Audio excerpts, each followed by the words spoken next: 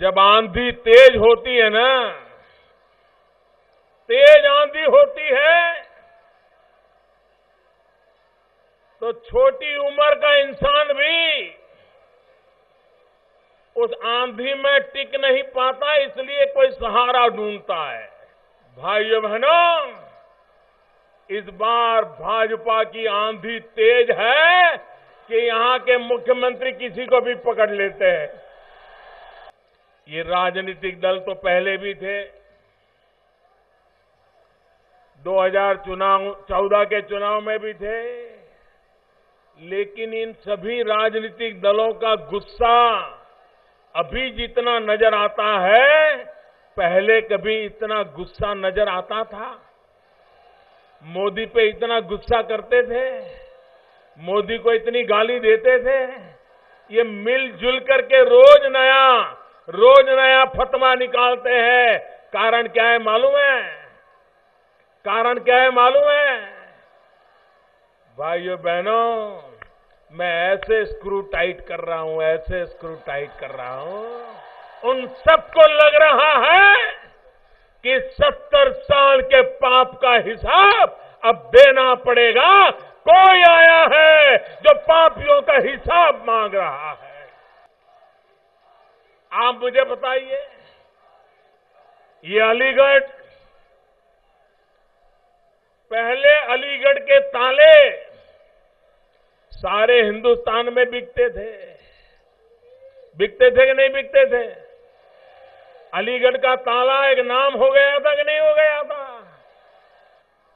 यहां के छोटे छोटे कारखाने सैकड़ों की तादाद में, उसको अलीगढ़ का ही ताला लग गया। सैकड़ों कारखाने बंद हो गए। और बंद क्यों हुए? ये एक लखनऊ में बैठी हुई सरकार बिजली नहीं दे पा रही थी, बिजली नहीं दे पा रही। भाइयों बहनों,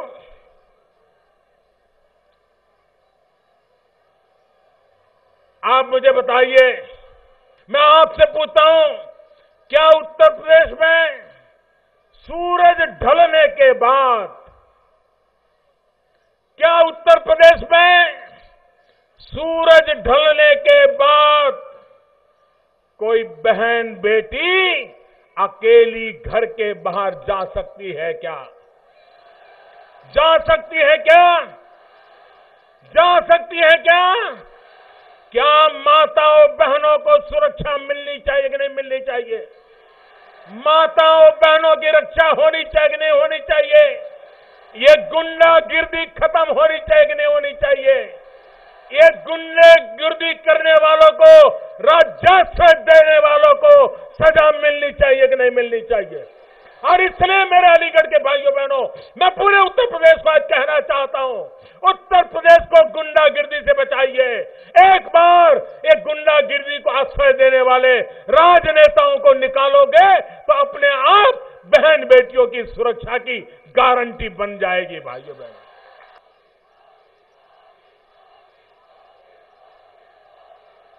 और जो परेशान होता है वो पुलिस थाने में भी जाने की हिम्मत नहीं करता है।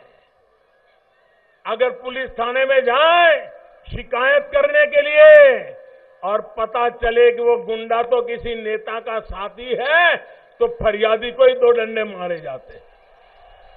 यहां पर 2 सरकारें एक दूसरे से स्पर्धा करती हैं। मायावती जी की सरकार कहती है मैं साइकिल वालों से आगे निकल जाऊंगी, साइकिल वाले कहते हैं नहीं हम तुमसे आगे निकल जाएंगे। दोनों के बीच में स्पर्धा होती है, किस बात की होती है? पहले मायावती जी के समय में 3 महत्वपूर्ण देश सामान्य मानव की सुरक्षा के मुद्दे, गंभीर प्रकार के 3 गुना, उसमें उत्तर प्रदेश देश में नंबर 1 था। मायावती के जमाने में पूरे देश में सबसे ज्यादा 3 प्रकार के गंभीर गुना, सबसे पहला नंबर गुनाहगारी में उत्तर प्रदेश का था।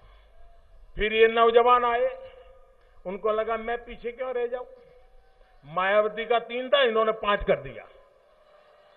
पांचों जो प्रमुख गुना माने जाते हैं, इन पांचों प्रमुख गुना के अंदर आज उत्तर प्रदेश देश में पहले स्थान पर पहुंचा दिया गया है। भाइयों बहनों, उत्तर प्रदेश में ये 5 प्रमुख जो गुना है, एक दिन में, मैं लंबी बात नहीं करता हूं, एक दिन में 7,650 वारदात होती है। 7,650 उत्तर प्रदेश में एक दिन में। उत्तर प्रदेश में एक दिन में 24 मां बेटियों पर बलात्कार होता है। एक दिन में उत्तर प्रदेश में 24 मां बेटियों पर बलात्कार होता है। उत्तर प्रदेश में 24 घंटे में 21 मां बेटियों पर बलात्कार करने का प्रयास होता है। आप मुझे बताइए, ये माताओं बहनों की रक्षा होनी चाहिए कि नहीं होनी चाहिए? ये बलात्कारियों को सजा मिलनी चाहिए कि नहीं मिलनी चाहिए? ये गुनाहगारी बंद होनी चाहिए कि नहीं होनी चाहिए? भाइयों बहनों, उत्तर प्रदेश में एक दिन में 13 हत्याएं होती हैं। 13 हत्याएं, एक दिन में 13 हत्याएं। एक दिन में 33 अपहरण होते हैं, किडनैपिंग होते हैं। एक दिन में उत्तर प्रदेश में 19 दंगे होते हैं। उत्तर प्रदेश में एक दिन में 136 चोरी की घटनाएं घटती है। और ये तो जो लोग हिम्मत करके पुलिस थाने में जाकर के लिखवा पाते हैं, उनकी बातें हैं। जो लिखवा नहीं पाते, पुलिस थाने तक जा नहीं पाते, वो हिसाब तो अलग ही है। भाइयों बहनों, आप मुझे बताइए, ये कलंक मिटना चाहिए कि नहीं मिटना चाहिए? ये मुट्ठी भर लोग बेखौफ होकर के, राजनेताओं का आश्रय पाकर के सामान्य व्यक्तियों की हत्या करना, लूट करना, अपराध करना, ये उनका पैशन बन गया है। इसे रोकना है।